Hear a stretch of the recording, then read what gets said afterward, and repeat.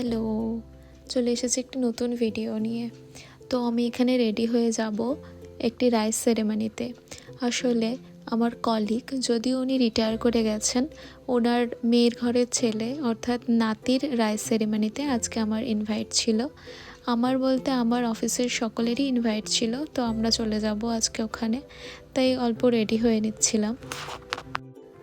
ওই বরাবরের মতনই হালকা একটু মেকআপ করেছি, আইলাইনার, লিপস্টিক এই সমস্তই পরবো। খুব বেশি মেকআপ তো আমার কোনো দিনই ভালো লাগে না।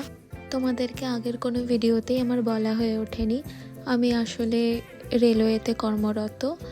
আলিপুরদুয়ার ডিআরএম বিল্ডিংয়েই আমার পোস্টিং। তো আমি বাড়ির থেকেই যাতায়াতটা করি। এর তো আমার এখানে লিপস্টিক পরাও কমপ্লিট হয়ে গেল। এবারে আমি কোন কানেরটা পরবো সেটা দেখছিলাম।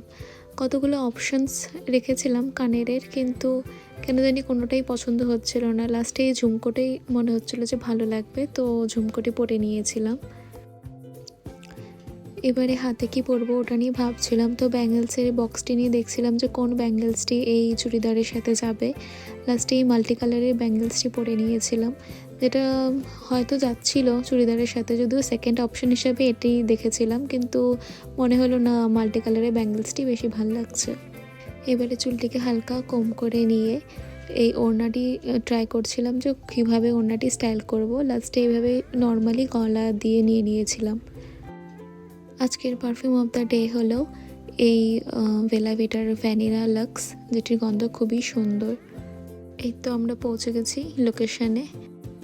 ওখানে পৌঁছতে না পৌঁছতেই এই ড্রিঙ্কসটি দিয়েছিল আমাদেরকে, লিচ্ছি বলে হয়তো। তো ডেকোরেশন খুবই সুন্দর করেছিল ভেতরের। এই দেখো, এই পুচকে বাচ্চাটির আজকে অন্নপ্রাশন।